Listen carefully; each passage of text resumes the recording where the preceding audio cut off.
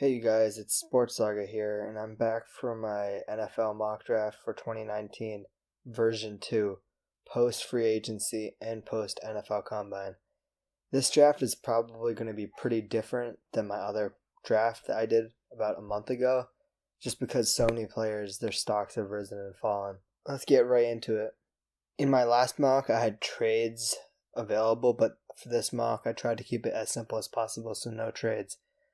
Starting off with the Arizona Cardinals, I have them selecting Quinnen Williams first overall. Nick Bosa could definitely be an option here, but they run a 3-4. Nick Bosa is a 4-3, and they just need some impact player on that D line. I think the whole Kyler Murray thing is a smokescreen. In their perfect scenario for the Cardinals, they'd probably trade down, but obviously no trades in this scenario, so they're not going to trade down. They have so many holes to fix on that team that I think they just go with the best player available, with who I think is the best player in the draft in Quinnen Williams. With the second overall pick, I have the San Francisco 49ers selecting Nick Bosa. This is a home run pick. They should just run this up to the podium, to be honest.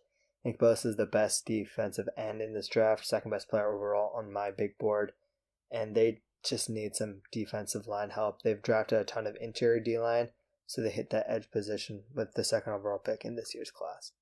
Moving on to the third pick, the New York Jets select Josh Allen from Kentucky. He's another edge player, and they also need some defensive line talent, similarly to the 49ers before them. Josh Allen's the second best edge player in this year's draft class. This is probably a pretty easy pick for them as well. Moving on to the fourth pick, I have the Raiders picking, I think, a pretty surprising player in Devin White. They don't really have a linebacker. They haven't really had a linebacker that I can name for who knows how many years. And hopefully Devin White should be that centerpiece they can build their entire defense around. This defensive line class is so deep that I think they can go defensive line with their other two picks, or even the second round. You can get a ton of defensive line talent. So I think they picked the best linebacker off the board because that's a way more scarce position. Moving on to the fifth overall pick, the Buccaneers select Ed Oliver. I think they might be a surprise team to go with Kyler Murray, Dwayne Haskins, just because it's Bruce Arians' first year back as a head coach. And he's saying he likes Jameis Winston, but who knows what may happen there. But that being said, I think Gerald McCoy is pretty old right now, and I think they want to get a fresh defensive lineman. And Ed Oliver is arguably the best defensive player in this year's class. I think he's top 3 for me for sure. Hopefully the Bucs can build up the defense around Ed Oliver, Gerald McCoy for however long he's there, and Vita Vea if he actually stays healthy and improves. Moving on to the sixth pick, I have the Giants selecting Kyler Murray. Kyler Murray, for me, has recently become the best quarterback in this class over Dwayne Haskins. Yes, he is smaller, and he's also lighter than Dwayne Haskins. And he's a project player, but he's just a better football player and a better quarterback. He's more accurate than Dwayne Haskins. He has arguably a stronger arm, and he's just way more mobile. There's a strong case to be made. I feel that Kyler Murray is the best quarterback other than Baker Mayfield in the last two classes. I think if he was the same size as Dwayne Haskins, he'd be going first overall in almost every single mock. But that size is a slight factor. I don't think he really has many negatives other than he doesn't slide, and sometimes he tries to play Superman and just runs and doesn't throw it, and he holds onto the ball too long. He's a perfect player. The Giants need a quarterback. Get rid of Eli, replace him with hopefully the next superstar in Kyler Murray. With the 7th overall pick, the Jaguars select DK Metcalf. They don't really have a strong wide receiver core there, and they've recently signed Nick Foles. And as an Eagles fan, I got to witness Nick Foles and Alshon Jeffrey firsthand. And I feel like DK Metcalf is arguably the closest thing to Alshon Jeffrey you can get. Nick Foles needs that big-bodied receiver along with a tight end, so I could actually see them go TJ Hawkinson as well here. But they need wide receiver more, in my opinion, so they draft the best wide receiver off the board. With the 8th overall pick, the Lions select TJ Hawkinson. I originally had them selecting Brian Burns here, but I feel like tight end is a pretty weak spot. And also, they just signed Trey Flowers from the Patriots, so D-line isn't as big of a priority as it once was They need some offensive help when it comes to pass catchers, and I don't really see a wide receiver worth drafting after DK Metcalf in the top 10. So I think they go best tight end off the board, really strong blocker, and really good receiver as well. He's just a really well-rounded player for that team's offense to build around. With the 9th overall pick, I have the Bills selecting Jawaan Taylor, offensive tackle. They just need offensive line and help in general.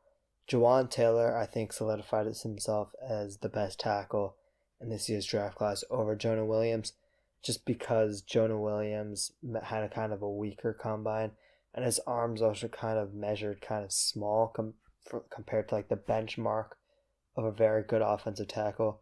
He only has 34-inch arms, which is slightly too short, and that could really hinder him in the pros. Some people think he might actually move down to guard, but I don't think he will. Bills, though, they need offensive line help, and Jawaan Taylor could probably be the left tackle for the future they can build around. Moving to number 10, the Broncos select Byron Murphy, cornerback from Washington. They need a corner or a linebacker, and the best linebacker in Devin White is gone, and there's no real linebacker worth drafting this high. So I think they go with my new number 1 cornerback in Byron Murphy. I have Byron Murphy over Greedy Williams here because I feel like he just has better technique. He had a better combine. He showed that his technique was so vastly superior compared to everyone else, and that will help them. They need some help in the corner secondary position. I feel like they recently got it, but Chris Harris is probably going to retire soon. He's getting older. They recently got Bryce Callahan and Kareem Jackson, but I feel like Kareem Jackson is a way better safety than he is a corner, though he probably will play corner. I think Byron Murphy is probably the best player on the board, so they go with him. Moving on to 11, I have the shockingest pick in my draft with the Bengals, quarterback Dwayne Haskins from Ohio State. Andy Dalton is on the wrong side of 20. He still hasn't had an all-pro year. And there's a reason why the quarterback line for averageness is literally called the Dalton line. Dalton's a good quarterback. He's never going to be an amazingly elite quarterback. Dwayne Haskins has that potential, and I feel like they might just reset. Again, new head coach, prone to drafting new quarterbacks, so this is probably a home run pick for them. Best player left on the board. With the 12th pick, the Packers select Montez Sweat, defensive end. They need defensive line help as well. Clay Matthews is gone. I believe Nick Perry is also gone. And they draft the best edge rusher left, who would probably be a top 10 pick. Sweat had a very good combine that helped boost his stock from like the 20-ish range all the way up to here. I could see him going in the late teens, to be honest. The heart issue is pretty much proven to be a non-issue. He was allowed to participate in the combine. Home run pick for the Packers, who went heavy secondary last year. I think they go heavy defensive line this year. With the 13th pick, I have the Dolphins selecting Will Grier, quarterback. Reports have recently surfaced that he's been going off with his interviews and his personal workouts with teams like the Dolphins. They need a quarterback because they just got rid of Ryan Tannehill, and I think they draft one with a new head coach, again similar to the Bengals, and they go with the best quarterback left on the board, who is the 3rd best quarterback in this year's draft class with Will Grier. With the 14th pick, I had the Falcons selecting Brian Burns, defensive end. Vic Beasley, in my opinion, has been a bust, and I think he's also been a bust in most Falcons fans' eyes. He had one very good season, but other than that, he's been mediocrely average. I think they're going to let him go after this season, but I think they get a jump start in getting a new player with Brian Burns. He heavily boosted his stock, almost similar to Montez Sweat level with his insane combine. Very good player, quick twitching. He's also very good around the edge, and they need defensive end help. With the 15th pick, I have the Redskins selecting Greedy Williams, my previous number 1 cornerback. They're overpaying Josh Norman. He's getting old.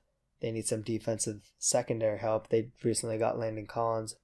I think drafting the best remaining cornerback on the board can really help that defense in the future. With the 16th pick, the Panthers select Clelin Ferrell, defensive end. This is another pick where they can just run up to the podium and announce it. Julius Peppers recently retired, and like many other teams in this year's draft class, they need defensive end help. Clelin Ferrell is arguably another top 10, top 5 player in any other draft class. Home run pick for the Panthers. With the 17th pick, the Giants select Jonah Williams, offensive tackle. I'm not going to really go over this. Their offensive line sucks. It's getting slightly better. They need to improve it. Draft an offensive lineman. Jonah Williams, the best tackle left. With the 18th pick, I have the Vikings selecting Yodny Kajust, offensive tackle. They're probably steaming that Jonah Williams just got picked before them, but Yodny Kajust had a very good combine, which probably puts him above Andre Dillard in my opinion. And he also had pretty good film as well. I think this is another home run pick. Their offensive line sucks as well. With the 19th pick, I have the Titans selecting defensive tackle Christian Wilkins from Clemson. I don't really know much about their needs, but I heard that they need defensive tackle help, and Christian Wilkins is the third best defensive tackle and best remaining. Probably a pretty simple pick for the Titans to make. With the 20th pick, the Steelers select Devin Bush, linebacker. Recently news has come out, actually today, that they might be interested in trading up to draft Devin White, but no trades in this mock. I have them going linebacker to replace Ryan Shazier. Devin Bush is the best one remaining. They need help at that position, and hopefully he gives that to them. With the 21st pick, the Seahawks select Nasir Adderley. I really hate this pick, not the player in general, but they have 4 picks this year. They're definitely going to trade back. If they don't trade back, it's going to be a huge surprise. But I'm going to bet a ton of money they're trading back for sure. But they just lost Earl Thomas in this mock, and they need to replace him. Nasir Adderley overtook Deontay Thompson for me with the best safety in this year's draft class. I think they pick him to try to restock that secondary. With the 22nd pick, the Ravens select N'Keal Harry, wide receiver. They don't have any wide receivers, and I think N'Keal Harry is the best remaining. Easily worth the 22nd pick, in my opinion. This is kind of a steal for him. They need a new receiver for Lamar Jackson to grow with, and he's the best one remaining. With the 23rd pick, I have the Texans selecting Garrett Bradbury, offensive guard. They need offensive line help, and it's borderline a criminal offense if they don't help Deshaun Watson at this point. By drafting an offensive lineman, they need interior offensive line help. They need help everywhere, but Garrett Bradbury is the best remaining player for me, so they go with it. With the 24th pick, I have the Raiders selecting Noah Fant. They recently lost Jared Cook to the Saints, and they need some receiving options. So I can for sure see them go up with a stud receiving tight end to help pair with Antonio Brown and Derek Carr and hopefully build up that offense. With the 25th pick, the Philadelphia Eagles select Cody Ford, offensive tackle. He can also play offensive guard. Some people have him playing that position instead. But the Eagles just need offensive line help in general. And I think this is a pretty simple pick. As an Eagles fan, I'd love it if Cody Ford fell to us in real life.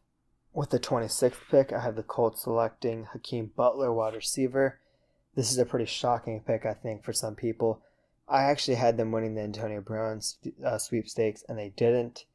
They just need some more help. I don't think that Devin Funchess is going to really do anything for them. Hakeem Butler is, in my opinion, definitely the third best wide receiver. He's solidified that. I wouldn't be shocked if he had a crazy season this year, and with Andrew Luck throwing the ball to him, I think Colts fans should be pretty happy about it. With the 27th pick, I have the Raiders selecting Rashawn Gary. Like I said earlier with the Devin White pick, this is a deep defensive line class, and Rashawn Gary is a steal here. I think Rashawn Gary, I personally don't like him that much because he didn't have very strong college production. And lots of people who thought he would blow out the combine, which he did, which would raise his stock. But for me, his stock is kind of low compared to other people just because he didn't really show much in college. He was kind of overhyped from his high school production. But at 27, he's a steal for them. They need some pass rushing help, and he can play either defensive tackle or defensive end. I think he's probably better suited for defensive end, but you just need help if you're the Raiders. You ended the year with by far the worst sack total, I think by 20 or more sacks. The Raiders hope that they draft their Khalil Mack-esque player this year with Rashawn Gary. With the 28th pick, the Chargers select Dexter Lawrence, defensive tackle. He really helped his stock out, and I wouldn't be shocked if he actually went up higher due to his combine performance. But right here in this mock, the Chargers need some defensive line help like, I guess, almost every other team. And Dexter Lawrence is a very strong player to get this late in the first round. With the 29th pick, I have the Chiefs selecting DeAndre Baker. Their secondary was mediocre this year. This is not even a pick I'm going to talk much about. They need cornerback help or secondary help in general. He's the best corner available. Draft him. With the 30th pick, I have the Packers going with a surprising player in A.J. Brown. He is a very good receiver, similar to Hakeem Butler. I think he's going to be pretty underrated. Very good slot receiver, and he's a big slot receiver as well, so he can play that position well, and he'll have an advantage. The Packers recently lost Randall Cobb. They don't have Jordy Nelson anymore, so really Devontae Adams, their only receiving threat, with the corpse of Jimmy Graham and maybe Geronimo Allison and whoever else is on that team. Aaron Rodgers needs more weapons to throw to because, frankly, you can't be throwing to day 3 receivers after Devontae Adams. It's just terrible. You need to have some actual weapons for him, even if he is the great Aaron Rodgers. With the 31st pick, I have the Rams selecting Jerry Tillery, defensive tackle. He'd be another player who would go very high in any other defensive line class. The Rams are going to lose Ndamukong Suh. He hasn't signed anywhere yet, but most likely they're going to lose him. And they recently signed Dante Fowler, so I don't have them going with edge because I don't think that's a major priority right now. So I think they go interior to replace the production that they lost with Ndamukong Suh. I could also see them go with Draymond Jones, the D tackle from Ohio State here. But I think Jerry Tillery and him are pretty similar players. You can pretty much interchange them, to be honest. With the 32nd pick, I had the Patriots selecting Ja'Kai Polite, defensive end. He was going very high in previous mock drafts, including mine. I think I had him going in the top 15. He fell because of a poor combine and also because of his weird ranting about other teams trying to expose him or something like that during their meetings. This is a very good pick for the Patriots. They lost Trey Flowers and they need some more defensive line help. So he should just offer that like every other team. They need defensive line help. He will definitely help the Patriots in the future. To end this, I'm going to break down the positions. As you can see, I had 14 offensive players going, 18 defensive players going, and of those I had 12 defensive linemen going, with 5 defensive tackles and 7 edge players. I had 3 quarterbacks going, no running backs, 4 wide receivers, 2 tight ends, which is pretty shocking compared to my previous mock draft. I had 1 safety going, whereas I had Deontay Thompson also going in my previous mock. 3 corners versus the 4 I previously had. I had 3 linebackers going in my previous draft. Took out Mack Wilson, kept Devin White and Devin Bush. And I also have an offensive guard, which I did not have in my previous draft, in Garrett Bradbury. So there you go, guys. That's my 2019 NFL mock draft version 2. I will be coming out with a fan-picked mock draft pretty soon, as soon as I'm done the polling. That will be coming out soon, hopefully. Thank you for watching this video. If you liked it, hit the like button, and if you want more content like this, hit subscribe. Thanks, you guys. Peace.